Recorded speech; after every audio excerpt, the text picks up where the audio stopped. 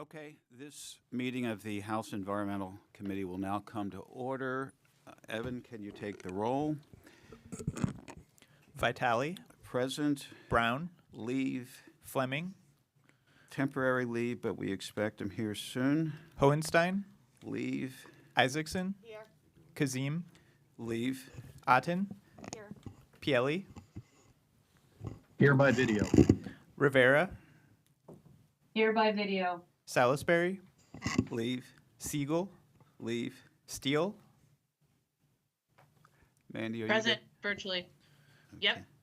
Takak, Leave, Video. Webster, Here. Rader, Leave. Bashline, Leave. Day, Leave. Flick, Leave. James, Present by present. video. Mahaffey, Yep. Here. Pugh, Video. Schmidt, Leave. Schaefer, Leave. Hey, wait a minute. I'm here. Hey, hold on. This is Luke Schmidt. I'm here by video. Here virtually. Put me on leave. Stender, Leave. Twardzik, here. Wentling, Leave. Okay, Mary, would you lead us in the pledge? pledge allegiance to the flag of the United States of America and to the republic for which it stands, one nation, under God, indivisible, with liberty and justice for all.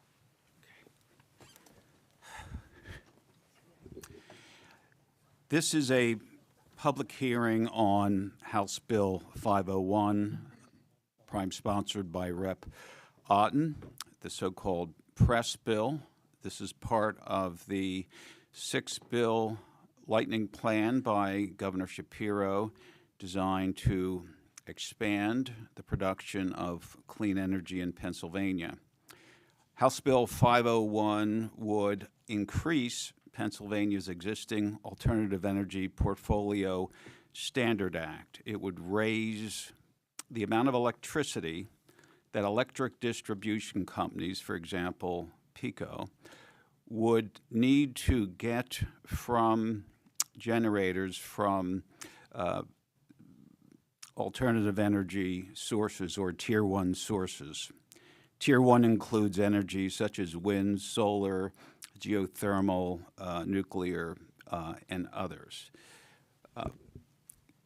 The goal of this bill is to increase energy diversity in Pennsylvania and increase the production of clean energy.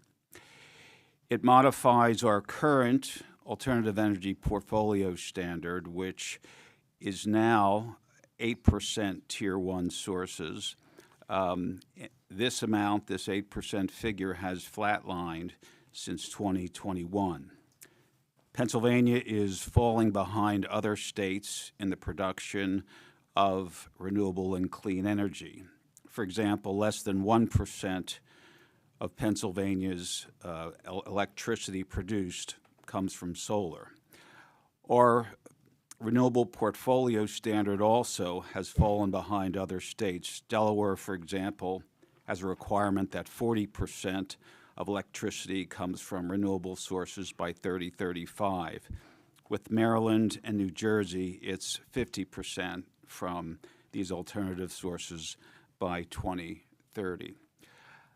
The ground rules of today's meeting are as follows.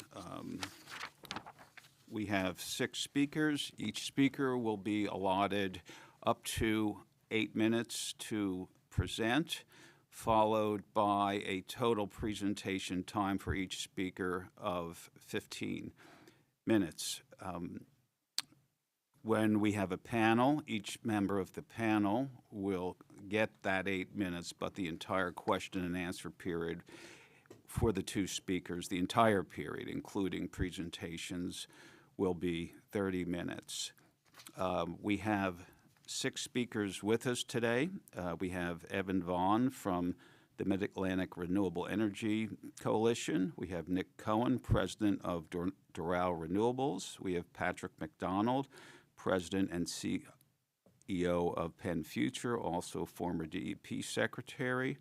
We have Robert Breyer, president, Pennsylvania Building Trades.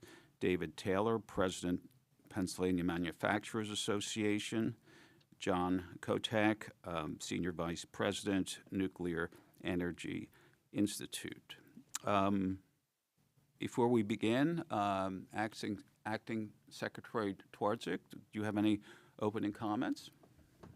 I'd like to thank our guests for coming to testify, and I'd like to hear from you because you don't want to hear from me. Thanks. Okay, very good. Why don't we start out? With some opening thoughts by the prime sponsor of the bill, Rep. Otten. Thank you, Chairman, and thank you all for participating in the hearing today. The press legislation is more important than it's ever been. In recent years, we've seen a lot of impacts from not just global markets, but also a global pandemic that's hit us at home right here in the United States. As we've seen our strategic petroleum reserves and our natural gas industries start to kind of flatten out a little bit. We're seeing record increases in demand for energy. So in the basic principle of supply and demand, when demand increases dramatically but supply does not keep up, what we see is prices increasing for consumers. The demand challenges do not look like they will change in any way, shape, or form outside of continuing to grow. And we have an important task ahead of us to increase energy on the grid. As we do that, we have a responsibility to continue to do the work to reduce emissions and mitigate climate change.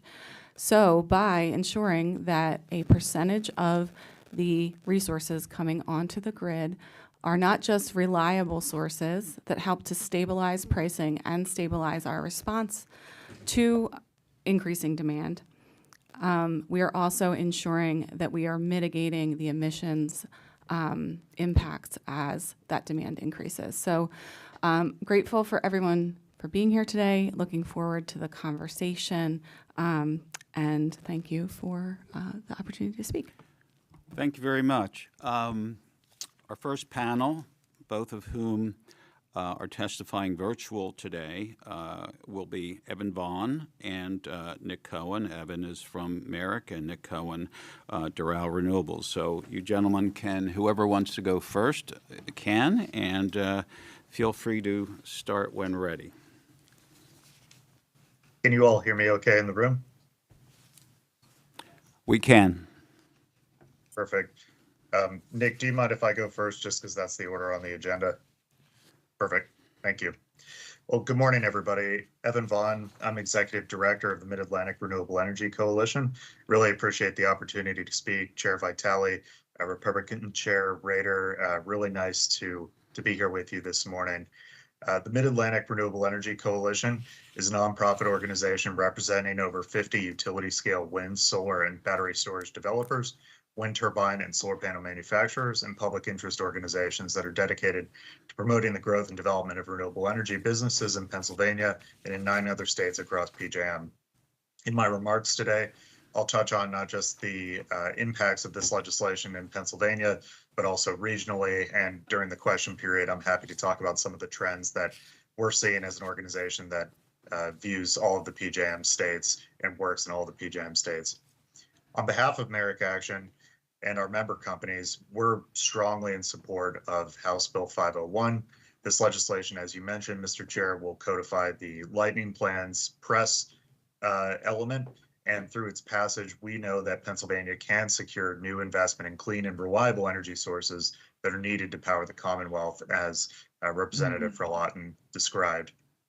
The consideration of House Bill 501 is timely. We're now in the end of a decades-long era of flat electricity demand growth.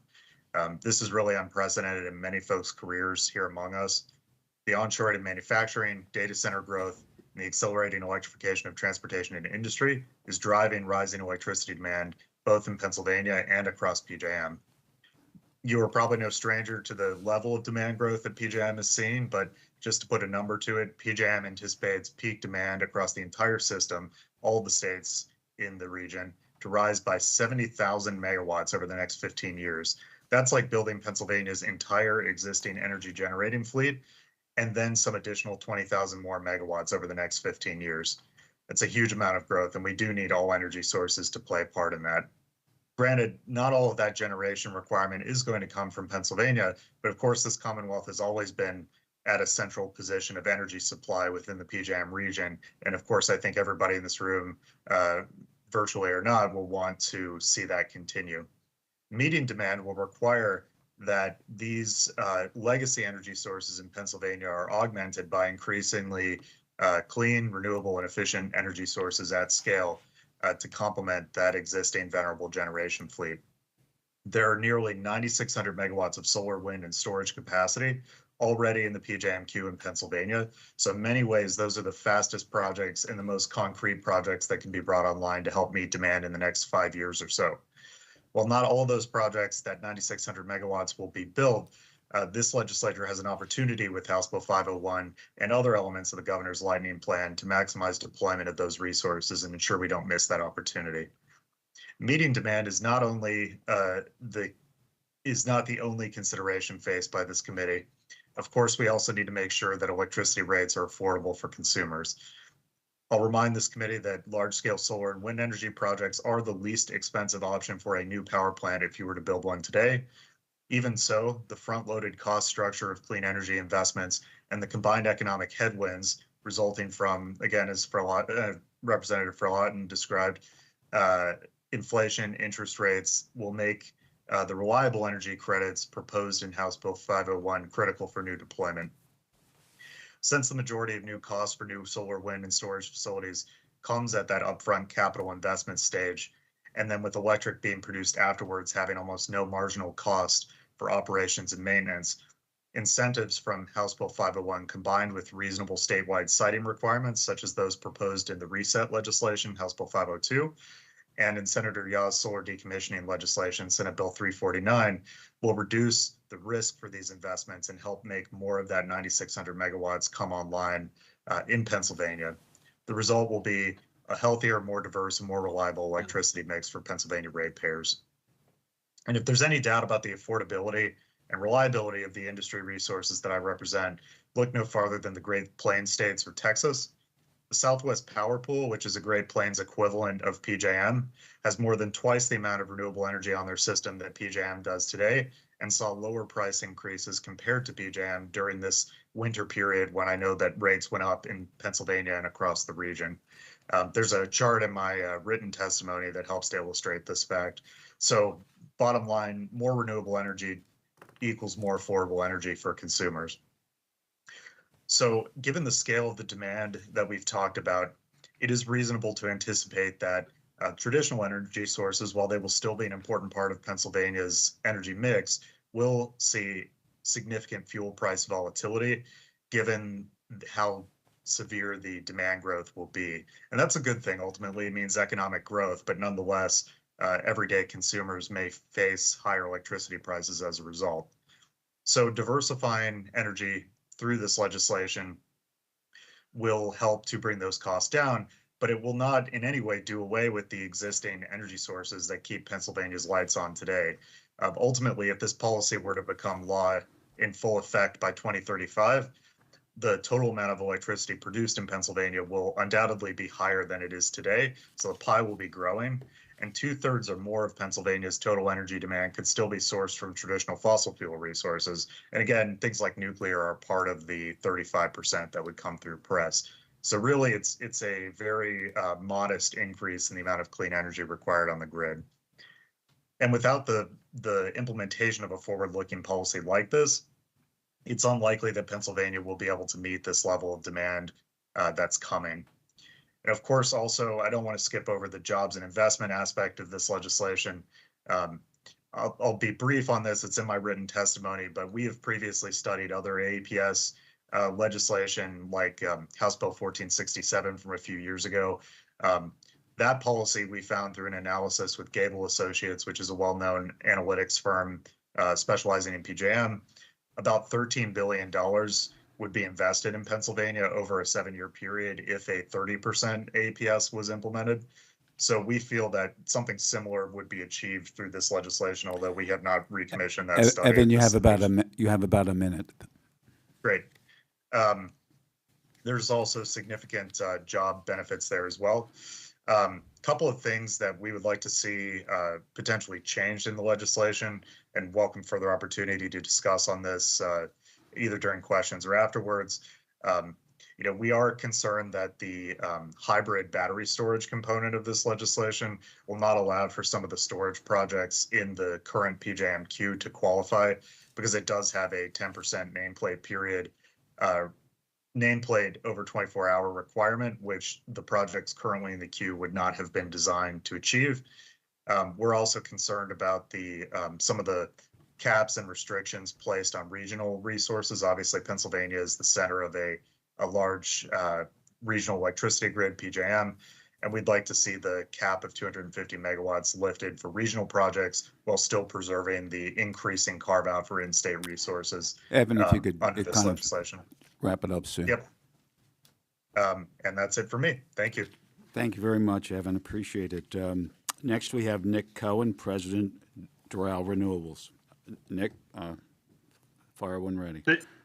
Yeah, thank you, Chairman Vitale and Rep. Anand for your leadership on all of this. And I must say, Evan took a lot of my sunshine, so I agree with everything you said. So I'm not going to repeat his part of it, and I think I'm just going to walk down a different path here and provide some informative views on everything on the bill. Firstly, we support the bill.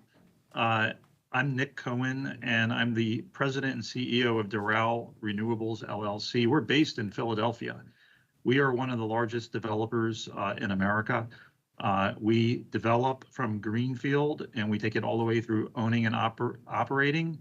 We are in 34 states, and in fact, we're in the news today. And this, I think, will give us some inspiration on how to think about these projects. We just closed on a $1.5 billion debt package for a solar project that we're building right now in Indiana, and that news was released this morning. That project it's 1.3 gigawatts, and it has 1,200 union jobs for the next 2 years out there. So very high-paying, interesting jobs. There are also 20,000 tons of steel in the project. That's more steel than in the Empire State Building. And here's the best part. It's all American-made steel, and some of it comes from Pennsylvania. So here's a project that's creating an industry cluster. And even though the project itself is not physically in Pennsylvania, it's in PJM, we're doing a lot of business in Pennsylvania. Also, a lot of the power has been sold to Pennsylvania companies. So they're with like very well-recognized names. So it's a pretty broad-reaching industry cluster with manufacturers and labor and financial transactions taking place. So the bill is a great idea because obviously, we're dealing with a over 20-year piece of legislation. When the original AEPS came out, solar panels were about 150 watts. Today, the same panel, same size physically, is close to between 650 and 700 watts. So the world has changed, and we can get a lot more solar and a lot less land. That said, we still have some challenges which are preventing the rapid adoption of solar energy and other renewables, and for that matter, all energy projects in Pennsylvania. And it really begins with zoning. You need to get, landowners have rights. And when local authorities get involved, a lot of times they try to zone energy projects out of existence, which amounts to taking away landowner rights. These projects deliver incredible economic benefits to rural communities across America. And, it's unfortunate that a lot of times they get blocked. I really believe if we had some sort of state level commission like they have in Wisconsin, where we have another $1.5 billion project approved, we would see a lot more energy on the grid. And then, of course, we have PJM, which is slow and difficult, and it takes years to get through the queue in order to bring a utility scale project forward. The bill is encouraging. It's a beacon that goes out to corporations who, in many cases, are the buyers of the energy. And, it will bring companies to Pennsylvania who are looking for renewable energy. And these are modernized companies that have high wage jobs. And they're locating their manufacturing operations and other operations to states that are promoting renewable energy. I think that the press and lightning plan is great because at this point, we need every possible form of energy that we can get, not just renewables, but it sure does help to have a bill that recognizes the renewables and puts incentives for projects to succeed and for employers, companies, commerce and industry to recognize that the state is behind or the Commonwealth is behind renewable energy. So with that said, I'd like to ask if anyone has any questions, if it's appropriate at this point. I'm going to have to step out in about 10 to 15 minutes. And so I don't know if anyone would like to ask me any questions. Okay, so you've concluded your testimony, and what we can do now is open it up to questions. Perhaps, members might favor Nick over Evan initially. And I just want to say, members, especially Democratic members, signal R. Evan if you want to be put on the list. Republican members, signal Chair Twardzik or Gwen. And we will stop at the half-hour point, but anyone who has indicated they wanted to ask a question and we ran out of time, you will be given priority in the next segment. So with that, do we have any questions? Any questions? Well, I'll start out while we're waiting. Nick, you may have covered this a bit, but tell me how the implementation of this bill would make it easier for you to expand what you do as far as developing utility-scale solar projects and wind projects.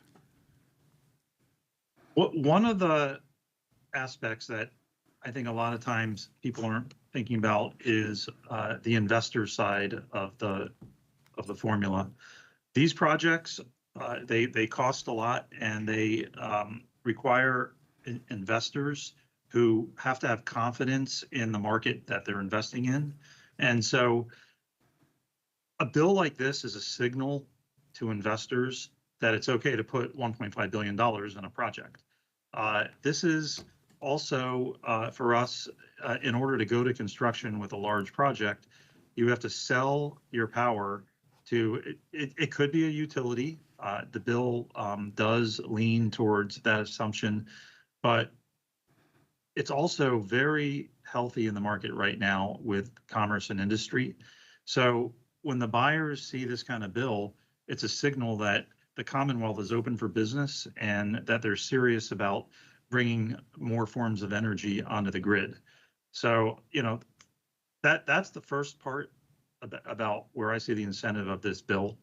It's just, we need to tell the world that we're open for business and we're selling the kind of energy that brings jobs. Thank you. I see a question from Rep. Steele. Thank you, Chair. Thank you for this great testimony. Can everyone hear me? I can hear you. Yes. Okay. So I represent a district in southwestern Pennsylvania, just outside of Pittsburgh, where we recently had a big storm. Big storms being fueled by climate change are becoming more and more common here. And we had 500,000 people without power. In my district, we had thousands of people without power, some of them for 15 days. So energy is on my mind even more than usual. When I'm talking about the need for clean energy, one of the things that I really try to emphasize is that all energy sources have their limitations. Solar works during the day. Turbines spin when the wind is blowing. Fossil fuels often fail when it's very, very cold and sometimes when it's very hot. So can you just speak a little bit about why we need diversity in electrification and just elaborate on that a bit? Thank you so much. Yeah, it's a great question because the spikes in demand for power and the vulnerability to the grid and storms does require a diversified mix for the reasons that you were saying. Solar, in my view, solar plus storage is probably one of the most reliable combinations that you can get because you can store the power and run it at night so that you have maybe not 24/7 coverage, but substantially most of that time could be covered. The incentives for battery storage are not strong enough yet to justify, and as a result, especially in PJM, you don't really see a lot of battery storage projects. However, they are queued up because they make a lot of sense, and we believe that bills like this will promote the idea that battery storage coupled with other forms of energy can add to the reliability. So yeah, the diversity is important. Even the natural gas power plants are needed, and the nuclear and the renewables, they all work together. And one thing about PJM is they do have a very sophisticated dispatch model, and there are over 1,200 generating resources on the grid. And so they have a lot of levers that they can pull to keep the reliability up. And, I think that's important. And as we move forward in the future, I think anyone who starts pointing to one form of energy and not another and using that as a reason why the grid is not going to be stable, they're not telling the whole story. At this point, we should be willing to take whatever can come online and supply energy. Nothing at this point is going to destabilize the grid. And one other point about renewables, our penetration at 8% is so low that the intermittent power is nowhere near like a destabilizing level for the grid. And when you take other places like California and even Texas, where renewable energy is running very high, and SPP, as Evan mentioned, they've had days where renewable energy was all of their energy. But their grids have not been destabilized by renewables. So it really, in our case, if we want strength in the grid, we just need to accept as many forms of power as we can get and stay diversified. Thank you. My 10-second addendum, 10-second addendum to that is supply chain diversity matters as well. Gas turbines, as the news will report, are booked out for about 7 years. And so having the solar supply chain, the wind supply chain, the gas supply chain, the battery supply chain working together will help us meet demand. Thank you. Our next questioner is Rep. Rivera. Hi there. Just wanted to follow up with you, Evan, on it ties into the storage. Evan, when you were at the end of your testimony, you were saying that hybrid battery power storage one of your concerns was hybrid battery power storage over a 24-hour period, and that the cap for 250, and then you stopped. I'm on the cliffhanger right there. I want to hear the rest of your concern in that perspective. Thank you for asking, Representative. So on the 250 megawatt limit, right now, out-of-state projects are limited at that amount to be able to participate in the legislation as proposed to generate reliable energy credits. We would support lifting that cap to any project size. What we're not saying we want to do is to take away the in-state requirement. There's a separate part of the legislation you might be familiar with that requires an increasing amount of the 35% state APS standard to be in state. We're fine with that. We're just saying for the portion that's left open to the regional market, don't cap that arbitrarily at a 250 megawatts, because you may have a bigger project that can offer better economy of scale and offer credits at a lower cost. But we certainly do respect the desire to create Pennsylvania jobs and investment, and we're here for that. Thank you. Rep. Fleming? Thank you. Rep. Fleming, did you have a question? Yes, thank you, Chairman. I had one question in mind, but I'm going to put a pin on it and just and pivot to another. One of my concerns around energy is our workforce and how we develop energy to provide, not only to provide, you know, the power that we need to live our lives on a daily basis, but also to put folks to work and to have good, specifically union jobs that can help build out these infrastructures. What do you see are the opportunities we have from an economic development perspective? I know, or from an employment perspective, I know other energy sources we've utilized in the past haven't necessarily put Pennsylvanians to work. So how do we make that a reality with this legislation? Maybe I'll jump in on that first, and then Nick, please join. You know, I think from my perspective, and thank you for the question, there are a couple different value streams when it comes to employment from these resources. The first one, of course, is the construction window. Now, you know, being fully transparent, construction jobs, of course, move from project to project. And I think that it's important to have a steady pipeline of construction going forward to ensure that there is a need to have Pennsylvania-based construction trades engaged in those projects. If they don't have a consistent pipeline of projects to build, then it's easier for those jobs to end up going to out of state or floating workers that kind of jump from state to state. So this policy could help to stabilize the construction job pipeline. Additionally, there's obviously operations and maintenance, and you know, frankly, some of the other resources you'll hear from today, like nuclear, for example, have more jobs on an ongoing basis. But part of the trade-off with renewables is our energy is very cheap comparative to other energy sources.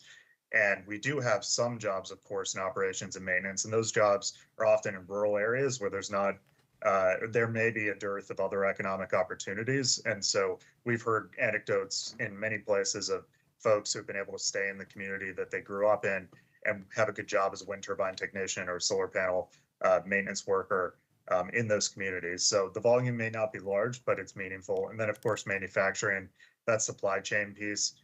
It's not explicitly in this bill, but having a long-term policy and a plan for expanding these resources will obviously make to supply chain companies that may wish to have that order book, you know, looking out to 2035.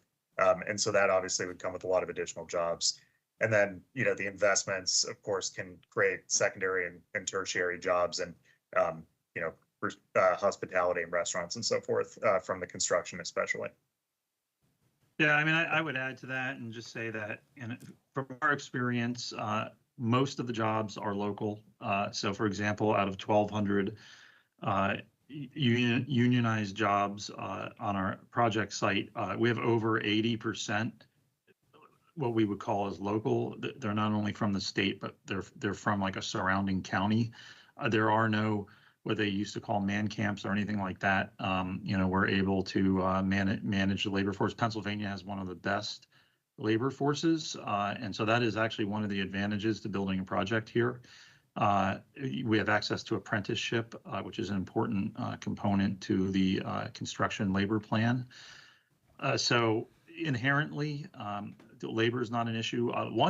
One thing we did run into was that we had local businesses concerned that we were going to cannibalize their workers because these construction jobs do tend to pay a lot more than a lot of the market jobs, especially in rural areas. So, you know, sometimes people are concerned about, you know, taking the folks from local businesses away. One thing I like to remind everyone is that once the project is finished, yes, there are more full-time jobs, but these projects do create a lot of economic uplift to the communities. They pay economic payments to the communities, and usually that is very uplifting to rural areas. where their budgets are usually constrained, and they don't have a lot of businesses that view their area as being a competitive advantage. And when you look at like a renewable energy project, rural areas have a competitive advantage, and if they take advantage of it, they get all kinds of economic payments in addition to the jobs. Okay.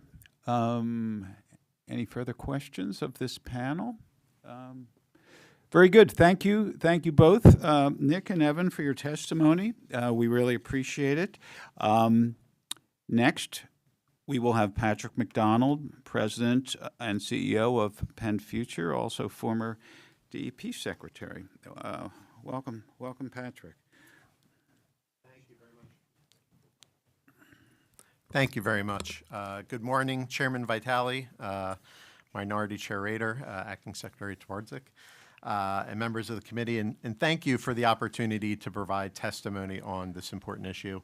My name, as the chair said, is Patrick McDonald. I'm currently the president and CEO of Penn Future.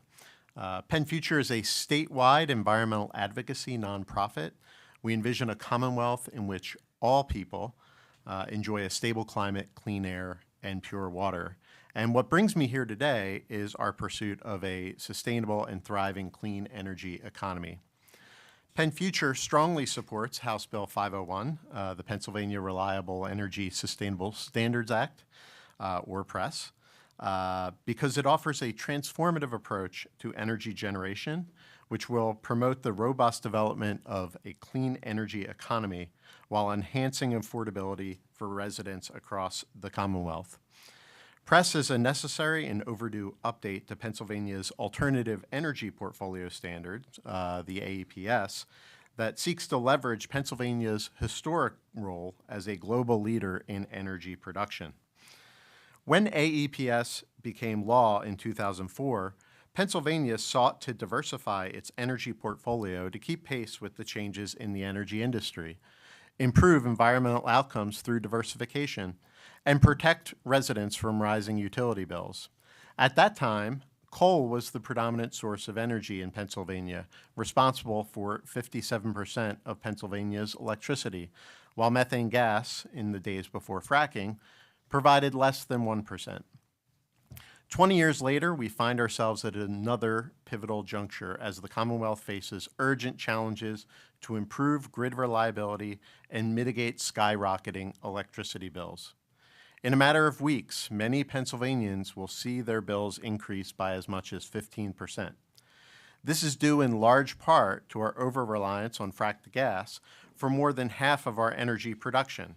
Today, gas provides approximately 55% of our electricity, and coal is responsible for less than 10% and keeps falling. While coal's failure to compete in the market with fracked gas may have resulted in lower emissions, the gas boom has left us in a more dangerous and unstable situation than what the Commonwealth faced in 2004. In recent years, gas has seen its market prices rise higher and higher, while it's also been deemed less and less reliable by PJM, the regional transmission organization responsible for Pennsylvania's grid. The fallout of Winter Storm Elliott in December 2022 and other events where we saw significant forced outages at gas plants demonstrated the fossil fuel's unreliability during times when residents and businesses are most in need. These events forced PJM to reevaluate the reliability of all resources and downgrade the ability of frack gas to capably perform during all weather conditions. Also sent prices in PJM capacity market to levels never before seen, totaling costs of nearly $14.7 billion during 2025-2026, compared to only $2.2 billion for the previous year. This astronomical increase in capacity prices is now being passed on to residents across the Commonwealth. House Bill 501 will help Pennsylvania face this challenge directly. Our current crisis demonstrates that the initial clean energy goals established under AEPS were far too modest, totaling only 8%. PRESS will increase this figure to 35% and will dramatically improve energy diversity through increased adoption of sources like wind, solar, and geothermal. Renewable energy resources are the cheapest and most readily deployable forms of electricity, and we must rapidly increase Pennsylvania's share of these. PRESS also provides vital support to nuclear power in Pennsylvania through the introduction of zero emissions credits, or ZECs. Pennsylvania has long stood as an innovator in the nuclear energy industry, and providing financial incentives for zero-emission power generation is critical to ensure that we keep our existing baseload nuclear facilities on the grid. As extreme weather events continue to grow in frequency, this reliable baseload generation is even more important. Clean energy economies are rapidly growing in states across the country. A new report indicates that clean energy sources generated 40% of the world's electricity in 2024. States like Texas and Florida are leveraging clean energy to improve grid reliability and affordability for their residents. Last year, Florida surpassed California in terms of new utility-scale solar capacity on its grid. It has also rapidly increased its small-scale solar installations, less than 1 megawatt, since 2019. Penn Future asks the committee to strongly consider how Pennsylvania can also rapidly increase small-scale solar installations through this legislation. Distributed solar or on-site solar allows homeowners, businesses, schools, and others to reduce their electricity bills, improve grid performance, and serve local electricity needs. Distributed solar generation also has the added advantage of bypassing the PJM interconnection queue and improving the diversity and reliability much more quickly while bringing jobs to local communities. Despite Pennsylvania's production of frack gas, residents are not seeing the benefit in their electricity bills. We currently rank 36th in residential electricity rates with an average cost of 17 cents per kilowatt hour. Our continued over-reliance on gas will only increase the harm experienced by Pennsylvanians as we struggle to keep the lights on. We must chart a new course of action to improve grid diversity, reliability, and affordability. House Bill 501 represents a comprehensive approach to modernizing Pennsylvania's energy landscape. By setting ambitious renewable energy targets and establishing mechanisms to fund sustainable projects, the bill seeks to make energy more affordable for residents while promoting environmental stewardship. As the committee deliberates on and hopefully passes this legislation, it's crucial to consider the long-term benefits of a diversified and sustainable energy portfolio for our utility bills, for our jobs, and for our environment. Thank you again for the opportunity to provide testimony on this important legislation, and I welcome any questions you may have. Okay, any questions? Well, maybe I'll jump in while we're waiting. This bill, the incentivization of utility-scale solar versus small-scale solar, does this bill do enough for the smaller projects? And should we be caring about that, or are we just concerned mainly with the real ultimate output of solar, which comes largely from utility scale? Any thoughts on that? Sure, a couple things. One, it's not directly really addressed in this bill. It's more of an issue within the community energy legislation that the House is also considering. I think a couple important considerations there. One, right now on the PJM grid, utility scale is the cheapest energy resource that we can put onto the grid. Previous testifier referenced problems with getting resources onto the PJM grid. So as we think about how we diversify our portfolio, getting those small-scale solar sources, small-scale energy sources, small-scale battery storage sources really builds resilience not just into our overall grid, but into individual distribution grids. It also is a fact that if you're putting solar panels on a rooftop on the back 40 at a school district and places like that, that is largely work that is being done by people within those communities, within those regions. So you're not seeing the kind of jobs coming in and out of regions to build the larger scale utility projects. So I think, always more can be done on the distributed generation piece. It does help reliability. You can build a plant at the right end of congestion to resolve things. Okay, thank you. Of course. Tom, did you have a question? Thank you, Mr. Chairman. Thank you for your testimony. I can't agree more on the small scale when it comes to solar. I hear it all the time from businesses and even our residents that they look at it, and when they weigh the difference and what the costs are and possibly the 30-year lease programs, which does not work, this becomes a problem. If you want to take power users off the grid, this is what we need to do. We can put as many megawatt solar fields out in our prime farmland, which we shouldn't be doing anyway, but we should be incentivizing the smallest people to go off the grid. That way it leaves more for everybody else. I understand that, but I wanted to hit on the wind side of things, because my understanding is New Jersey, most residents are fighting back against wind. There's large projects trying to be located in the ocean.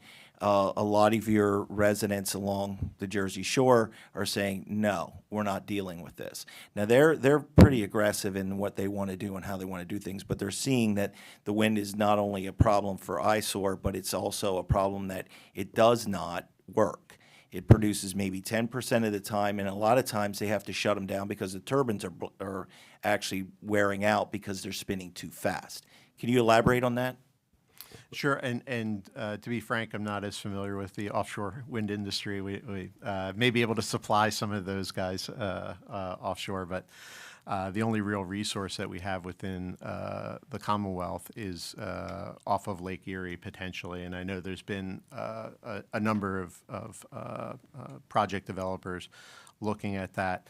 It is something that we've seen issues across the Commonwealth. Again, my previous life, when I was secretary, I know we would see projects that would come through and have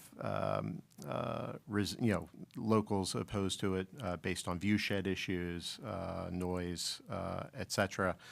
I know the technology, frankly, has come a long way. I was for anybody who's been along the turnpike, I was a program analyst at DEP. That was one of the first jobs I actually worked on, was getting those little, at the time, 16 megawatt, 8 megawatt facilities sited there. And you wouldn't even think about doing a wind farm today at 8 megawatts or 16 megawatts total. Those turbines are much bigger now, can generate a lot more. You don't need as many of them, et cetera, to meet the same requirements. So can't speak to the offshore and what the speeds they operate at. Our resource isn't anywhere near that in the state in terms of the wind speeds that we see on a regular basis. But we do know that solar and wind provided some support to the grid during, for example, Winter Storm Elliott when that was going on.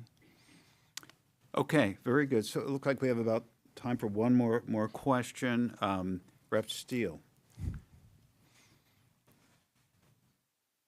Thank you, Chair.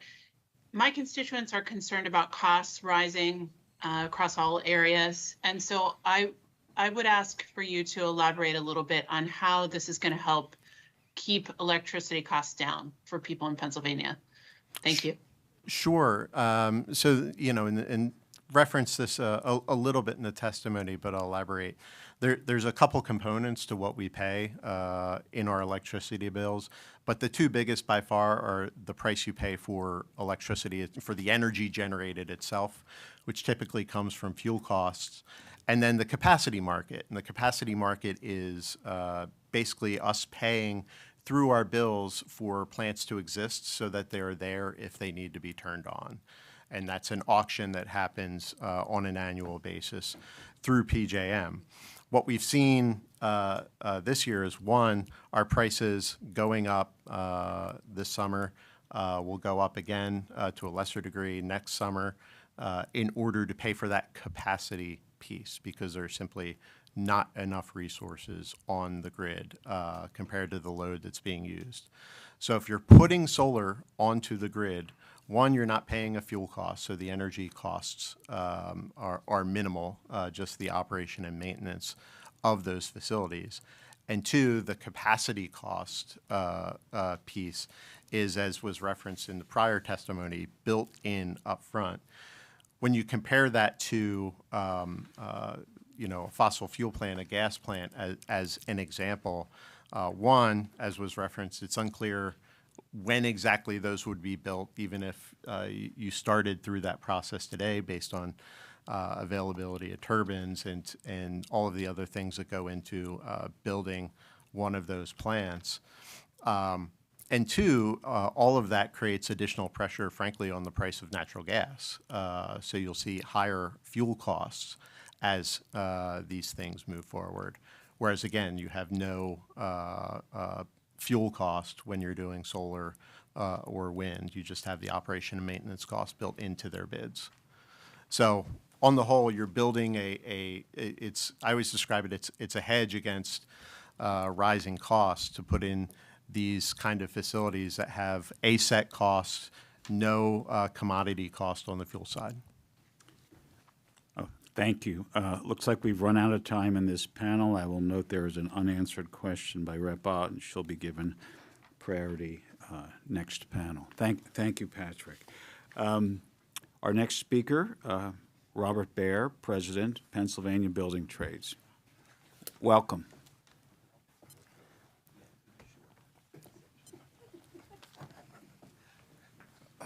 Well, I'll try and be brief. And if I sound hoarse, I battled a little bit of cold. I went offshore fishing last week and managed to get soaked and not catch much, but I had a good time. No, I didn't see any windmills. No. And I was a lot farther off than they would build those. You guys all have my testimony. You've read it all. I'm the guy that builds the stuff in PA. That's it. I'm the power guy, right? My members. And when you saw some of my recommendations, it was to protect jobs for PA, right? Now, I'm also cognizant of the fact that we got to keep prices down. When we did close the Tier 2 borders, the ratepayers in Pennsylvania saw a substantial cost. I think it was around $360 million. But what we haven't seen in the renewable industry in Pennsylvania is many of our people doing the work, meaning my building trades members. Okay, and that's my concern. So as you read through my testimony, you saw that everything I put in there was to address local labor and us building it, all right? You heard the one gentleman say he would like the cap raised on 250. You saw in mine, I would like to close the borders for Tier 1 to make sure that all these jobs, if we're using them for Pennsylvania, would be built in PA. Now, I know, quite frankly, that's an unrealistic expectation. But I also look at the starting process when we get a bill like this as we're going to come in where everybody's going to have your wish list, and then we're going to work on this together, all right? And I think, Representative Vitale, you and I both know at times we've been at odds on power, but we've agreed where we need to be. We just haven't always agreed on how to get there. And I appreciate the conversations that you and I have had. I appreciate Representative Otten and the conversations her and I have had on these issues. And we want to build Pennsylvania, all right? And what's encouraging to me, as I've heard every single person sat here today and say, we need an all the above, right? We haven't slammed the gas, we haven't slammed the nuclear, we haven't slammed the wind, we haven't slammed the renewables and our solar. We understand we are in a shortage of power. We also know we have data centers coming. We like those. They're great for the economy. They're great to put a lot of people to work. We just said, okay, how can we look at this? And I want to thank the governor for having the gumption to put this out, all right? The governor was getting very frustrated about a year ago because nothing was getting done. And I remember this distinctly. Him and I were having a conversation, and I looked at him and I said, well, why don't you put a plan in place? And he looked at me and I said, you're the governor, right? I'm just the guy from the building trades. And to his credit, Josh went over and above and put 2 plans out. And then this year, we got 6, and we got the lightning plan. It's encouraging to see that we're having these discussions. I think with every piece of legislation, there's a few tweaks to be made here, right? But I also know that for ratepayers of Pennsylvania, for our businesses in Pennsylvania, and to attract manufacturing and industry back to PA, we have to have a responsible energy policy. That's a fact, right? And I know we're not always going to agree on what that energy policy is, but that's part of the job of the legislature, is to sit here and compromise and work this out. And I look forward to working with each and every one of you on this. You know, this is near and dear to my heart. I have spent 38 years in energy generation as a member of the International Brotherhood of Electric Workers, and I'm fortunate enough to be president of the building trades. I know what these jobs can do for families. They're family-sustaining jobs. They have pensions. They have health care attached to them. You can retire with dignity. You're not a drain on your social services. One of the things that I would ask as we continue down this road, and one of the previous speakers have talked about it, is community benefit agreements when we build these projects, all right? You have these big pushbacks on a lot of distribution scale solar projects. And I think part of the reason is coming from a rural area and seeing what was offered, it's a very small portion, and there's not a big incentive there for communities to embrace these projects. And that's a problem. And I know, Representative Allen, you and I have talked about some of the other big energy projects and making sure that we have community benefit agreements that actually bring something back to the community, right? If we're going to be coming into their area and we're going to be building these projects, then we have to make sure the residents recoup a lot of benefit from these projects. And we have not done that in the past, right? And that's something that's very important. I just think we're at a good spot finally to have a plan in place that has all the above in it. I would like to see maybe a few more things added to it. As you saw in my testimony, I would like to add a tier 3. And I know that's a challenge. Don't get me wrong. I know it's a challenge. But it's not a hurdle that we can't get over. And I think if we take this bill and we build the best bill we can for Pennsylvania, then we've accomplished our goals, which is to help the environment, save the planet for our children, bring businesses to PA, keep electrical rates reasonable, and at the end of the day, we've created a lot of jobs. And really, what's our purpose here? All those things. I'm not going to take up any more of your time. I told Representative Mahaffey I'd be brief after working with his dad for a couple years as his dad's apprentice. I've learned that he doesn't have a lot of patience either. So with that, I'll be happy to take any questions. Thank you very much, Rep. Otten. Thank you, Chairman. Thank you, Rob. I wrote some of your notes down because I'm in agreement with you, especially on the Tier 1 borders and the community benefit agreements, and making sure that the growth of the energy industry is still happening in Pennsylvania as we evolve and grow. You and I had a interesting conversation a few weeks ago about data centers and specifically the PJM Reliable Resource Initiative. PJM just approved 51 power projects through their Reliable Resource Initiative, which basically fast-tracked a bunch of projects through the queue, which is, what's standing in the way of us getting more energy on the grid and essentially being able to lower prices for consumers, which all of us care about. And 7 projects of those 51 were in Pennsylvania. 5 of them were natural gas, 1 was wind and 1 was nuclear. One of the ones you and I spoke about that was not eligible for that initiative was a data center, which to me it seems we really should be trying to create solutions for data centers because that is part of what's creating the instability. With AI, crypto, cell phones, virtual work, I don't see the need and demand for data centers going away, but we do need to find a way for them to not be such a drain on the system.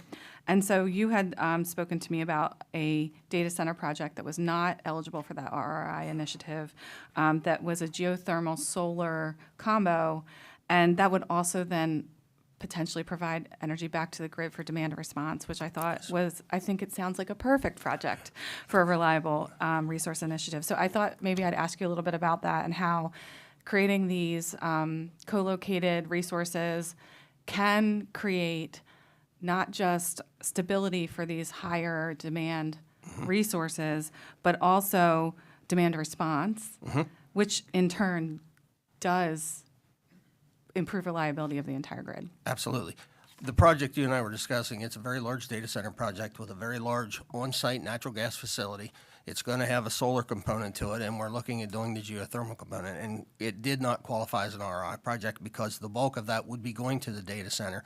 But we also had the capacity to be on demand as we needed it. And one of the things that I've said for years is we need to be incentivizing these types of projects. You know, you and I talked specifically about being able to take a site such as that and even expand it and be using coal gas methane and regular methane to blend in with natural gas to bring our emissions level down, and we can build those right on site too. We need to incentivize this. You heard one of our testifiers talk about battery storage, and you know, I will tell you, we haven't seen any large-scale battery storage on the books for PA. You know, maybe some of my brother and elsewhere have, but we just haven't seen it here. And we need to think outside the box, like you said.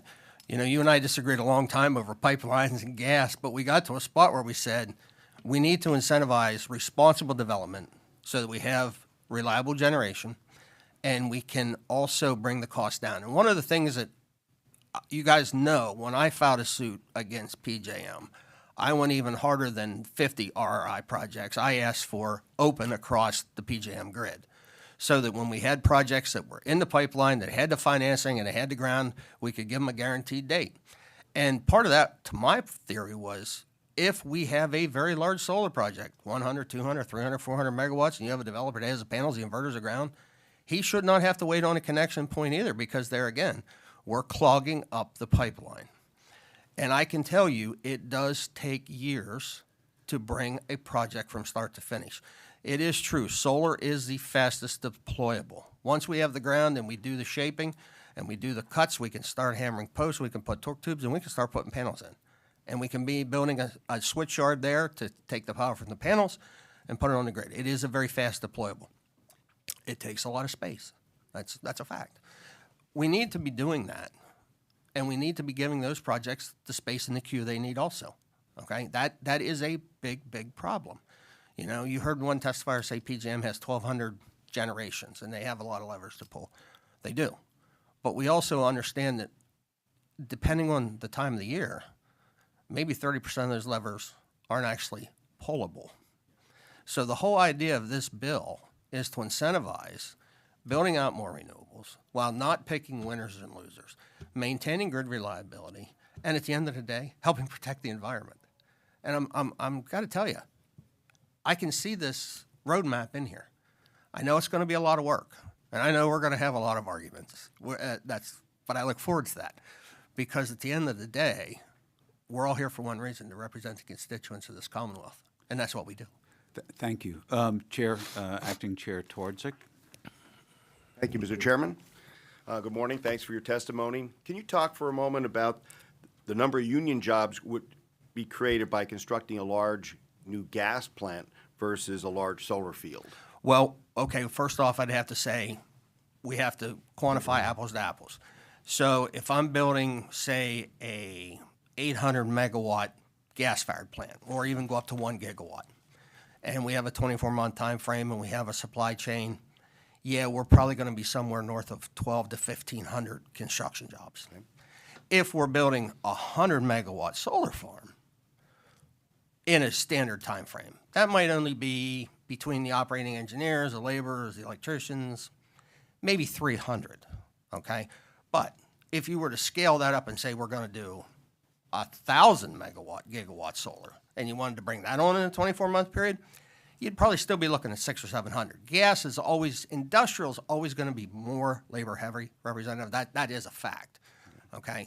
But what we've lost sight is, in Pennsylvania, we haven't seen these large-scale solar build-outs. You know, I think one of the biggest we've done in central PA was a 60 megawatt combined through Lightsource BP, and we did it in 3 separate locations, around 20 megawatts apiece. And it was a very, very tight time frame. I happened to be the business manager of the local that handled that one. And we peaked out there around 300 people total, okay? But it was a very compressed time frame. I don't have any problem building them. When you're doing heavy industrial, you take like the Homer City project that Representative Ott and I talked about. That's going to be 7 combined cycles to feed the data centers. Depending on how that job goes in the phasing, and there's a meeting tomorrow, I'm supposed to be out, I have to leave at 4 a.m. to get out there. you could see upwards of 3,000 construction workers on that site, okay? Because there again, it all comes down to what is the demand? What do we have to do to make PJM happy to get in the queue? And once we pull the trigger, what is our actual time frame? You know, I love building industrial. That's where I made my bones, right? I love it. And it's a lot of maintenance jobs, you know. That's why I love the nuclear industry so much also. But you're always going to have a bigger manpower hit on an industrial job than you would on a renewable. That's just the way it always goes. Okay, good. So, you know, building more gas plants would be better for jobs. Yes. And since Pennsylvania has so much gas, we're kind of crazy not to do it and ignore it. I think we absolutely need to continue to use natural gas. I mean, that is a fact. That is a very reliable baseload generation source. But I will also say we should be building out renewables along with them, all right? Because at the end of the day, there comes a point where we're going to clean up our emissions, but we need to also say renewables have a place. They absolutely have a place. And I think a bill like this, which is going to take some tweaking, can accomplish that. You know, in your area, of course, we should be building gas up there. And one of the things I like to say about the coal field areas, too, we have a ton of brownfield sites. You know, one of the things that West Virginia and some of the other states have done is they have turned those brownfields in conjunction with United Mine Workers into large-scale solar distribution fields because, you know, what else are you going to do with it, right? And when you do those two in conjunction with each other, all of a sudden you're pretty much where you need to be, you know, and you've created an industry now that, as you heard, you have a pipeline. One of the things that I like to tell people, and this is a misnomer, you hear about we need to train people for this new jobs. These are not new jobs. All right, coming from the IBEW, I do not train people to do solar. I don't train people to do natural gas. I train an apprentice over a 4 or 5 year period to be able to do all the work, whether it's a nuke, whether it's coal, whether it's gas, whether it's solar, whether it's wind. We don't need to train people in a specific industry. We need to generate a bill that creates a pipeline of work, that creates a pipeline of jobs and long-term jobs. And just like with the Homer City site that Representative Lawton and I were referring to, when you're doing gas and solar and possibly geothermal, now we've created an industry on site. And for an area, when my guys leave, we've created a lot of permanent jobs. And that's key. You take an area like yours where we could build 2 or 3 gas and then we could have 150, 200 megawatts of solar, and you have the maintenance on that solar continuously plus those gas. Now we have built an economic engine for a certain area that's going to be a supply of permanent jobs. And that's what the end goal here is. You know, part of the problem, though, is still we are taxing our carbon-based fuel to build the renewables. Now, if you flip that switch around, well, let's tax the solar industry and the wind industry, and that will allow us to have more money to continue to clean up our fossil fuels. But it's a winners and losers, and it's going to cost people more money when they turn on their light switch, because if you're increasing the cost of carbon fuels 30, 40%, your rates are going up. I do not disagree. And your rates are going to go up in the short term. But they will continue to go up in the long term if we don't develop a policy to prevent it, a real energy policy. And I truly believe that when we are using all our resources, and one of the things that we really haven't touched on is emerging technologies. And you saw in there, I had a portion in there, I was asking for small modular reactors, okay? We're hoping that by 2031, we will see those first 2 SMRs come online at Palisades Holtec. I saw we toured the Westinghouse plant, and it was pretty incredible what the potential is and how it should work. And yes, we should hopefully go down that road. And when we talk about 2031, that sounds like it's a long way out, but it's really not. And if we can start using those technologies also in these bills, and we incentivize building those, all of a sudden we've really, really sharpened the sword that we have clean, reliable base load. We have natural gas taking care of data centers and run ready, and we can turn them on and turn them off immediately. We've absolutely incentivized putting renewables out there so that we can actually start looking at long-term storage. I think there is an absolute benefit to long-term battery storage, and it's going to have to be incentivized. You heard me testify under the EDGE tax credits. The government can't do this. Private equity has to drive what we're doing. And we need to put meat on the bone for people to invest in these projects. You're going to hear probably Mr. Taylor talk about what is taking place in Pennsylvania and the cost of electricity, and is it curtailing more business? Yes. But in the short term, if we don't put this plan in place, I don't see a fix for it. Thank you, sir. Thank you, Mr. Chairman. Okay, speaking of Mr. Taylor, we are out of time in this segment. I see a couple of unanswered questions, but they'll be given priority in our next segment. Thank you, Mr. Baer, for that excellent presentation. Next, we will have David Taylor, President, Pennsylvania Manufacturers Association.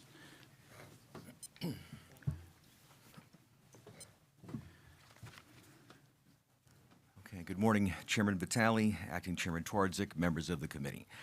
My name is David N. Taylor, and I'm the President and CEO of the Pennsylvania Manufacturers Association. Thank you for the opportunity to speak today regarding House Bill 501, known as Governor Shapiro's press plan. Let me begin with a basic truth. Energy is life. The manufacturing sector, responsible for over 500,000 jobs and $110 billion in annual economic activity in Pennsylvania, relies on what we call real energy: reliable, efficient, affordable, and local. Every product requires large volumes of energy at each stage of production. Without access to reliable and affordable power, our industry cannot compete. Pennsylvania generates 6% of America's electricity and is the nation's top electricity exporter. Our market-based energy structure, enacted in 1996, has been a success story. Since deregulation, electricity prices have declined significantly and industrial rates are now below the national average. This market has also delivered a better environment. From 2005 to 2020, according to DEP, Pennsylvania's electric generation sector cut greenhouse gas emissions by 44.4%. This is real progress achieved through innovation and competition, not mandates. Yet today, that very structure is under threat. House Bill 501, or the press plan, mandates that half of all Pennsylvania electricity come from government-prescribed sources. This includes 35% from Tier 1 sources such as wind, solar, and highly speculative technologies like small modular nuclear reactors and fusion energy. To be clear, this is not an evolution of policy. It's a revolutionary disruption that would dismantle our competitive electricity markets and replace them with government mandates that distort supply, limit choice, and raise costs. PJM Interconnection, our regional transmission organization, has already raised red flags. Their recent congressional testimony warned that the shift toward intermittent sources is not replacing thermal dispatchable power one-to-one. Governor Shapiro's plan would accelerate the retirement of reliable baseload generation assets like natural gas and coal without having proven replacements in place. Let's look at the numbers. In 2023, 96% of Pennsylvania's electricity came from natural gas, nuclear, and coal. Under the press plan, these existing sources would be limited to just 50% of the market. Nuclear, buoyed by federal subsidies and a ZEC credit, will likely retain its 32% share, leaving only 18% for natural gas, down from nearly 60% today. This is a 69% reduction in natural gas capacity in our electric grid. That would cripple our energy infrastructure, lead to the premature closure of compliant, efficient plants, and destabilize our grid. And so I repeat the most important question I asked this committee a year ago. Which energy sources will provide how much electricity and by what date? Governor Shapiro has touted a mix of futuristic sources, including small modular reactors and fusion energy. Small modular reactors are not ready. The NuScale project in Utah, a DOE-backed effort to revive the nuclear industry, was just canceled. Why? Because costs more than doubled to $9.3 billion and too few local partners would commit to the investment. These reactors require specialized fuels not yet available at scale. And remember, the U.S. imports over 95% of the uranium concentrate used in nuclear fuel rods. So we ask, do you support new domestic uranium mining and processing capacity? What are the environmental impacts of uranium mining and spent fuel storage? Even more speculative is fusion energy. Scientific American recently reported that commercial fusion energy is unlikely before the year 2050. Even leaders at the National Ignition Facility concede that we are still decades away. So again, I must ask, what percentage of the grid will rely on fusion? When will it be viable? What fuel will it use and how will it scale? If fusion fails to materialize, what Tier 1 source will fill the gap? If solar must meet the Tier 1 mandate when the others fail, let's look at the numbers. In 2022, Pennsylvanians used nearly 246 million megawatt hours of electricity. To meet 35% of that demand via solar, you would need over 1 million acres or about 1,600 square miles of solar panels. That's more land than Chester, Montgomery, and Lehigh counties combined. So I ask, where will these solar arrays go? What will the environmental impact be? What protections exist for birds, bats, and other wildlife? Will environmental activists oppose these massive land use projects as they have traditional pipelines and power plants? Now let's turn to what may be the gravest risk of all, national security. The global supply chains for solar panels, batteries, and rare earth elements are dominated by the Chinese Communist Party.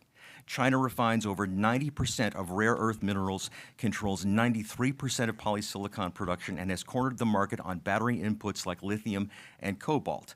Much of this comes at the cost of human rights.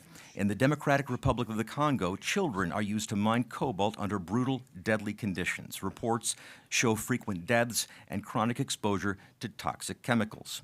In Xinjiang, China holds over 2 million Uyghur Muslims in forced labor camps. The U.S. State Department has recognized this as genocide. And according to Bloomberg, 95% of solar panels globally likely contain Xinjiang-sourced polysilicon. So I ask, do you support importing goods produced with child or slave labor? If not, how can Pennsylvania ensure that Tier 1 imports are slave labor free? Do you support opening mines and refineries here in Pennsylvania to produce these materials domestically? What strategic minerals exist here, and how long would development take?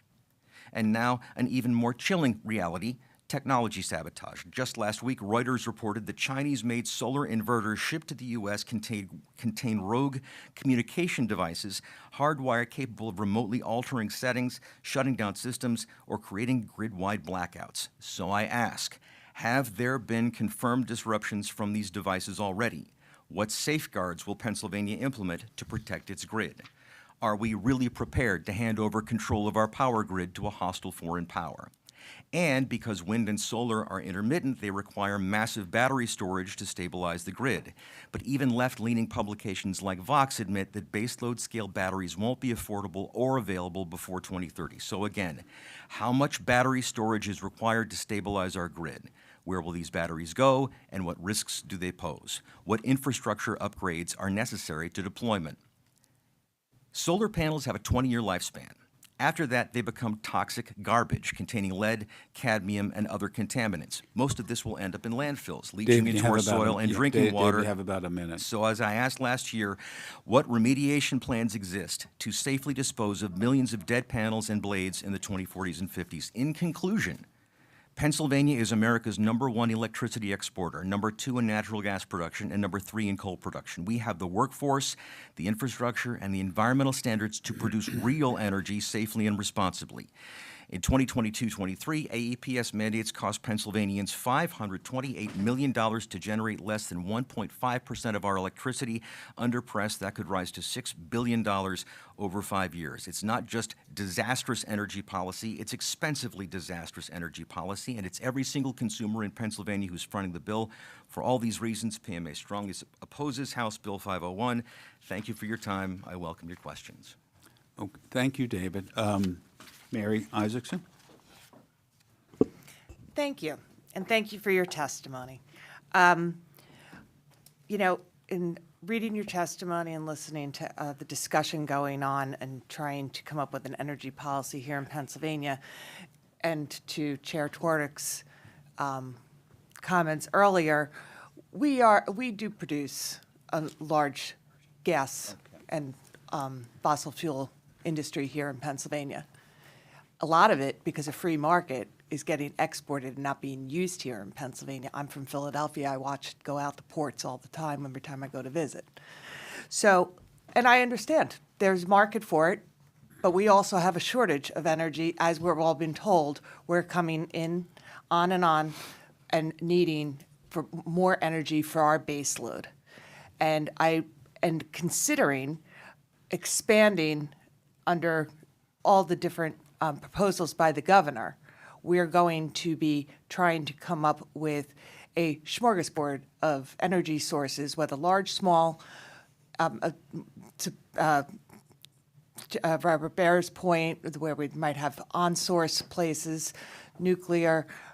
There is obviously, with our shortage, plenty of room for expansion of our energy market outside of just fossil fuels. So I don't understand, as a manufacturing association that you're representing, why would you not want to be supportive of this? Because, you know, to your child labor law argument, I think that some of the policies that are going on the federal level are going to stop some of the importation of things from China. Maybe if we support things here in Pennsylvania like they're trying to do, we would be having more manufacturing jobs here. So I would think that you would be supportive of that, seeing as it would create more industry here in Pennsylvania, energy industry that is not just for fossil fuels. Oh, okay. Thank you, Mary. Go ahead, David, if you have any perspective. Well, there's an awful lot there to deal with. I will say, though, that I did meet some months ago with the ambassador of the European Union to the United States, and she came to Harrisburg, and she had time to meet with me. I'm sure she had time to meet with the governor, and that her number one ask was more LNG from the United States. In part because she said that the Americans produce LNG with less negative effect on the environment than any other place in the world, that the ambassador said that American LNG, in their eyes, is green. And considering, as you know from Representative Martina White and her task force, that there's private sector money that would not need incentives to build an LNG export terminal at Philadelphia, that it would be massive jobs for the Philadelphia building trades, and that it would strengthen America's hand on the world stage, reinforcing our European allies, helping to disentangle them from their energy relationships with and Putin. I appreciate that. Yes. The discussion of an LNG facility in Philadelphia with a population of over 1.5 million is a whole different discussion than my question, which was, why are you not supportive of this bill when we're trying to create more jobs that would help the manufacturing community should we expand outside of just the fossil fuel area? Every time that the word incentive is used, I hear distortion. You are taking money from the taxpayers and essentially using it to bribe people to make choices that they would not otherwise make. And those things are fundamentally unhealthy for our economy. We need all these different energy sources to compete in the marketplace, which is why we never should have had AEPS in the first place. We need to have an open competition. And in fact, I would argue that by coddling these preferred energy sources, wind or solar or whatever, that we're actually delaying the technological breakthroughs that we hope to see someday. Well, Okay, and I okay, appreciate that. I'm okay. going to finish right here. And certainly back when APS was first adopted, we had a saying here in Pennsylvania where coal is king, and that is no longer the saying, as we've been talking about shale and our abundance of it. So as times change, we need to change with them. Thank you, Mr. Chairman. Okay, looks like we have time for perhaps one more question. Rep. Mahaffey. Thank you, Mr. Chairman. This goes back to Mr. Baer, and I wanted to ask him not a question, but I want to make sure that everybody understands this AEPS concept was, and he stood right beside me when we did it in House Bill 11 back in 2018, over 5 years ago, and we lost the baseload power plant in this area was shut down. Now, by the grace of God, it was reopened again on a PPA, which is a power purchasing agreement, and we have to look at this not only as one of the mechanisms needed to provide the amount of power that we need in this state. Don't make the same mistake. Rep. Otten, I learned from what happened in 11, because 11 was a big fight over a bunch of industries wanting more and more and more, or somebody didn't get something, or something didn't happen. If we do not accept and move forward on these things, we just had a hearing, I think it was last Monday, where PJM consistently says we are going to run out of power. Now, that affects your people, me, and everybody else in the manufacturing community, because if we don't have power, we can't generate the products that we have in place, whether that's retail, commercial, whatever that may be. No one wants to go through brownouts and blackouts. I sounded this alarm in 2018. Rob Baer was right aside of me, and we talked about this, and we made a huge mistake by not coming up with an energy standard across this state to say, okay, we need this, we need this, we need this, we need this. We need everything. But you're wrong, Dave, you're wrong on baseload power. Gas is not baseload power. Baseload power means that you have ample fuel supply for over 3 months. So coal and nuke are the only two that are baseload power. On demand, and I get there's plenty of there's plenty of gas out there, but that's all on demand. They can shut it off and turn it on as they want, but that fuel supply is not there for them. As you know, when residential fuel is needed in the winter, the commercial properties are shut off by the gas companies. And that is a major problem when we come into these winter functions. That is not on demand. Gas is great. I'm not saying it's bad. I'm just saying it is not baseload power. Yeah. The miracle that resurrected 3 Mile Island was the marketplace. The demand that Microsoft had for a data center, and because those data centers can't tolerate any kind of variability in the flow of the source, that's why they needed nuclear. That's why the Homer City plant is going to be the 3rd largest power plant in Pennsylvania, $10 billion, the largest private sector investment in the history of the Commonwealth, along with not tinkering with the market through incentives. We also need to eliminate the disincentives that have been put in place that are preventing Pennsylvania from properly mobilizing the indigenous energy sources But we don't have time to fight over this. 5 years ago, we sounded this alarm, and no one did anything. And Rob, you said it. You said to the governor, we need to do something. And nothing was done. If we continue to stick our head in the sand and do nothing, guess what's going to happen? Nothing. Yeah. And I'll tell you what's going to happen is we're not going to have power on the grid, and we are going to come into a big, big problem for any user that's out there. Thank you, Mr. Chairman. Well, then let's get rid of energy taxes. Let's get rid of Reggie. Let's get rid of the new energy taxes. Of nuclear, we have our final speaker, John F. Kotek, Senior Vice President, Policy and Public Affairs, the Nuclear Energy Institute. Thank you for coming today. Oh, thanks so much for having me. And Chairs Vitale and Rader and members of the committee, I appreciate the opportunity to testify before you today on House Bill 501. I'm John Kotek, Senior Vice President of Policy and Public Affairs at the Nuclear Energy Institute. We're the National Trade Association for the commercial nuclear energy industry. We represent about 340 member organizations. I'll try to keep this short, so I've got an opportunity to hear your questions. Just wanted to reiterate Pennsylvania's leading role in the nuclear energy industry. Currently operate 8 reactors producing nearly a third of the electricity generated in Pennsylvania, produces about more than 90% of the carbon-free generation in the state, and supports many thousands of well-paying jobs. You're, of course, also home to many leading manufacturers like Westinghouse and Curtiss-Wright. With respect to the bill, the bill recognizes nuclear energy as a clean energy source and values the clean energy generated by a nuclear reactor. It's sound fiscal policy. A nuclear plant is unable to receive program benefits while also receiving the federal Section 45U zero-emission nuclear production tax credit. And Pennsylvania also can recapture funds should a plant permanently close within 3 years of receiving the program benefit. The legislation also looks towards the future and technological advancements currently taking place in the energy sector and includes nuclear energy from advanced nuclear resources such as small modular reactors as a Tier 1 energy resource.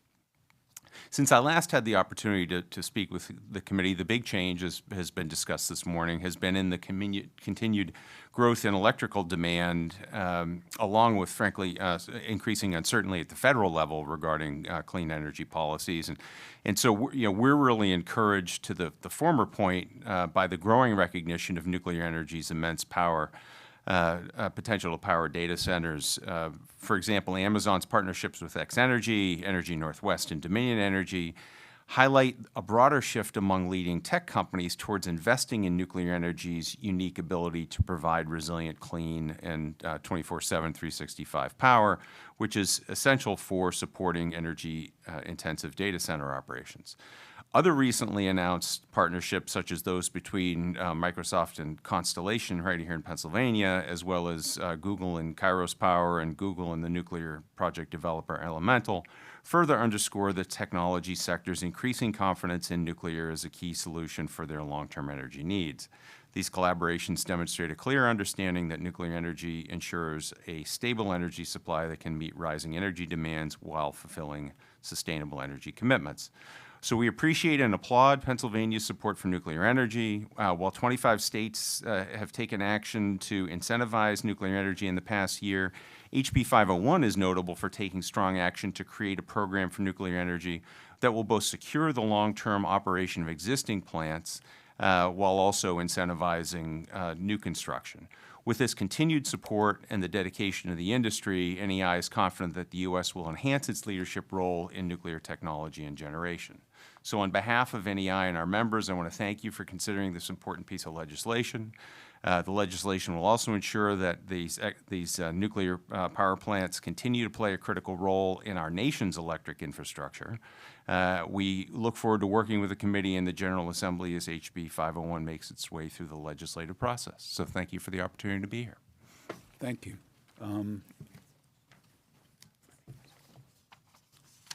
Any questions from the group? Okay, I'll ask a question. I mean, what type projects in the state can you foresee a bill like this incentivizing? Yeah, so what we're starting to see is a lot more interest in new nuclear build, both small modular reactors and the large traditional kind of gigawatt scale reactors. And by providing an opportunity to participate in Tier 1, I think you could be seeing the types of conditions come together that, coupled with this growth in electric demand, for example, might get you to a place where you could see new build. I think the first movers in the country are likely to be in the regulated states. They're able to take a longer-term view on the value of nuclear power, and so, for example, they can look to the 80-year future of an asset and not be as concerned about kind of year-to-year fluctuations like you see the companies that operate in the competitive markets have to worry about. So what you're seeing is places like up in Ontario Power Generation has started the first construction of their first small modular reactor based on a U.S. design. They plan on building 4 there.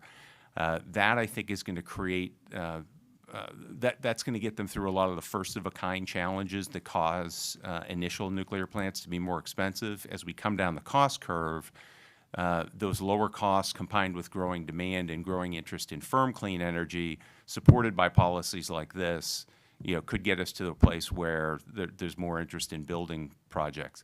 One thing that's going to be really important, I think, is going to be those federal incentives. And I know the last commenter didn't necessarily think highly of those sorts of federal incentives. Things like federal research in fracking, coupled with the unconventional fuels tax credits, created the conditions that allowed the fracking industry to take off. What we're trying to do here with nuclear is we're trying to get the federal and state incentives coupled with the technology development to come together to allow nuclear to take off, and I think we're getting to that point.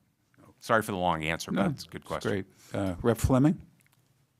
Thank you, Mr. Chairman. I do want to expand on that. So what are we looking at in terms of if we can create the environment for this to take place, what are we looking at in terms of a timeline to get small modular reactors online or, mini reactors? Yep. I think just from my personal experience, I really like nuclear power. Yeah. Well, I appreciate it's clean energy generation. It's based upon my experience with the Pennsylvania Emergency Management Agency, where we exercised when we had 5 nuclear power plants online. And so what are we looking at in terms of a timeline? And what are the things that we need to put in place to create the environment to have that happen? So first of all, thank you very much for the comment and the support. So if you look at deployments right now, I mentioned Canada, Ontario Power Generation has broken ground on their first SMR. They anticipate bringing that one online in 2030. Okay. Yeah. So we're looking at a Yeah, these are multi-year construction projects. Now, Which is good. That means a lot of people have Well, so worked that's for right. a long time. And so Yeah. that's with a nuclear plant, the big investment is up front. Once you have that plant running, the average nuclear power plant in the United States, costs about $30 a megawatt hour to run. Now, there's owner's costs on top of that, and so you need to be, you can't think of that as the only cost. But they're stably, they produce electricity at a stable price for somewhere between 60, in fact, most plants in the U.S. we expect to run out to 80 years, right? So once you've paid off that initial construction cost, you've got something that's going to be generating firm, clean energy around the clock at a very stable and low price for decades to come, okay? Now, we expect to see these SMRs built in shorter timeframes as you get more of them built. Because what the Canadian project is doing is they're doing it the first time. Right, so they're establishing the supply chain. They're training the workforce. They're training the regulator. They're on the what it guinea means. pigs, Right, essentially. that's right. And so anybody who's built multiples of a piece of furniture from IKEA knows you build the first one and you do stuff wrong, right? And as you do it successively, you get better at it. And that's why the Navy expects, for example, the first submarine that rolls off the dock for an order of 20 they place to cost twice as much, all right, as the last one that rolls off the dock, because you just get better at it as you go. And so I think when I get to be up before you in a few years, we'll be talking about shorter timeframes as these things get commercialized. And one other quick comment, Mr. Chairman. I'd love to talk offline, and maybe this isn't fair love to. that I have a microphone. But the prior speaker who said incentives are enticing an enemy or an entity to do something that they wouldn't normally do. Should we not provide incentives for businesses to locate or stay in Pennsylvania? Yeah, well, if you, as I think of it just through a nuclear lens, right? We have a lot of companies that want to go build new nuclear. The challenge is what we just discussed, right? The first few cost more, they take longer, there's more risk associated with, what's that final cost and schedule going to be. And so what companies are looking for is some help from the federal government and from states as well that are willing to provide it, to help them get over that, we call it the early of a kind hump. Because you don't benefit, if you go first or you go fifth, you're going to sell the electricity for basically the same price. So what's the value in taking that early of a kind risk? But if you can help companies get over that hump, then you can unleash what we think will be a sustained program of new nuclear build, because we've now gotten good at it. And it's not unlike what we do in other sectors, Yeah, right. energy excluded. So, Sure. Thank you. Thank you. Rep. Pielli. Thank you, Chair, and thank you, Mr. Kotick, for your testimony. I am a member of the Nuclear Caucus, and I think this bill, if anything, the takeaway message should be it's not an either-or bill, it's an and-also bill. Currently, it is not working energy-wise for our constituents. Despite the fact that we're a major exporter, our prices are going to be going up for our consumers, and we have to answer to that. But I did want to get back to some of the testimony I heard from Mr. Taylor and Representative Twardzik regarding picking winners and losers, even as Mr. Taylor said, taking money from the taxpayers and bribing them to pick other forms of energy.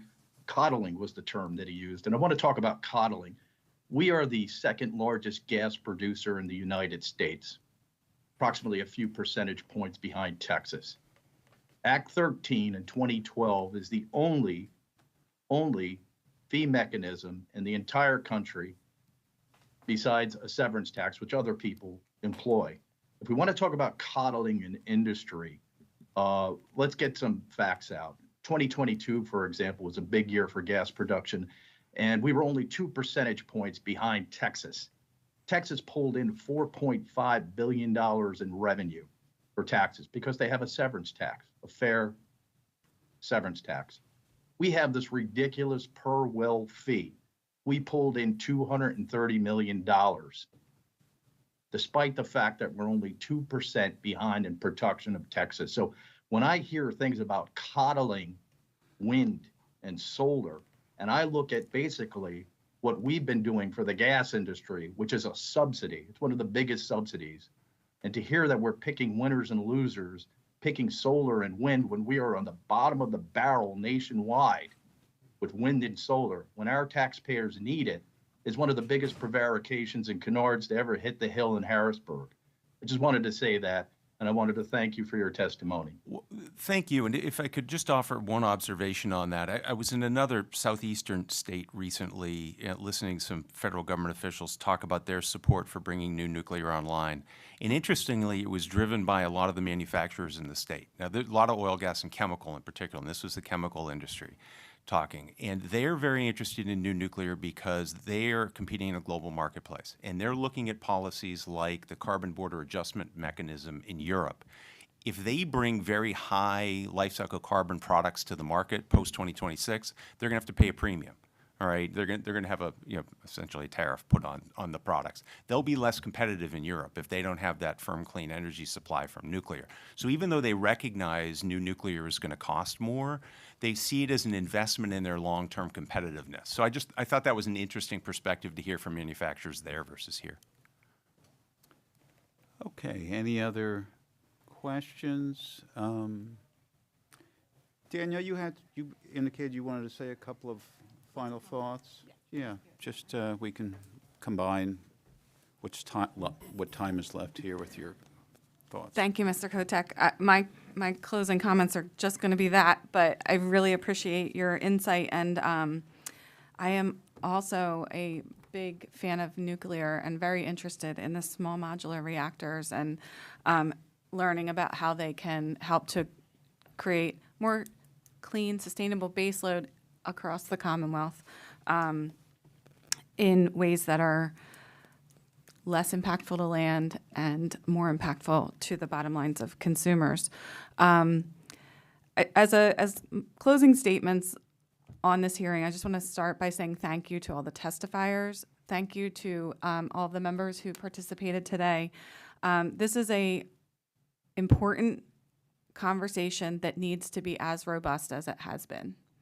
And at the end of the day, the goal is a cleaner, more reliable energy grid for consumers who are utilizing electricity. One of the comments earlier talked about LNG exports, which has nothing to do with the electricity markets here in the United States of America for consumers in Pennsylvania who have to pay rising utility bills, which are going through the roof at this very moment. So when we talk about picking winners and losers, my interest is not in picking winners and losers between different corporate interests. My interest is ensuring that our consumers and our workforce are the winners every day of the week here in Pennsylvania. I am the very proud daughter and sister of labor workers, one who is an energy worker today, who supports his family very successfully today in Pennsylvania's energy industry. And what I know about our energy workers is that they are not one-trick ponies who can only do one job. They are trained to have skills, to participate in a very critical and important workforce here in Pennsylvania, and we need those skills, and we need those skills to continue to grow, be transferable, and help us to build out what is needed for our economy here to grow, and for consumers to not be the people who have to take the burden of this increased demand and not having the supply to meet it. This June, our consumers are going to see a significant impact on their energy bills because of a capacity market that could not meet the demand with the existing and potential fossil fuel production here in Pennsylvania and in the PJM market. We need to add more energy to our grid, and we have a responsibility to our children and future generations to ensure that that increased supply does not destroy the environment that they have to raise their families in the future. So I just want to thank everyone for this robust conversation. I'm looking forward to furthering it, and thank you, Chairman. Oh, thank you. Thank you. Tim, did you have any closing comments? We have a half an hour? Okay. As long, you can go for as long as you want, as long as it's positive and supportive of the bill. Good. It's good to be a chairman, I found. No, thank you very much, Mr. Chairman. Thank you for the testimony. Again, I come from the coal region up in beautiful Schuylkill County, where we have the anthracite coal, which is powerful and good, and actually, right now, we are on a boom. It turns out that anthracite coal is used in steel production, so we export about 90% of our coal now to Japan and Brazil. And because it's not coked, or doesn't have to do that, it actually produces a greener steel. But way back when we were the king of coal and all our energy came there, we fueled the Industrial Revolution and 2 world wars, and we didn't reclaim the land because the government said we need energy, we don't have time to reclaim the land. Well, the good news, we've gotten better at it, and the people who mine coal have good paying jobs, they have families, they hunt, they fish, they live and enjoy our communities. So every ton of coal we mine today, we reclaim land, and land that was barren and brown has raised tilapia fish. It now raises Angus beef, and it's turned into a lot of baseball fields and community assets. So the good news is we've gotten better. Nobody in the industry wants to hurt and harm because we still live here. And we all have to work together to try to solve this problem. The interesting part is we're going to need all the energy we have, and I just want to make sure that we don't tax the existing providers and cause harm to prop up the industry. Solar, wind, et cetera, is wonderful, and as it gets better, that's great. But if it's not ready for prime time, we shouldn't be doing this to harm our consumers. And let's take our time, do what's right, but let's dig, baby, dig, drill, baby, drill, and thank you. Okay. Thank you very much. Thank you, Danielle, for this work on this bill. It is much needed. Pennsylvania's doing such a poor job in expanding renewables. It's a huge greenhouse gas producing state. Climate change isn't an issue that can wait. We don't have time. Immediate action is required. Less than 1% of our electricity produced in PA comes from solar. I mean, just think about that, how poorly that is. Other states, surrounding states, are doing a much better job at this than us. This is something we need to move forward on. It is my intention to list this bill for committee consideration soon, get it out of committee, and take the next step. So with that, this hearing is adjourned.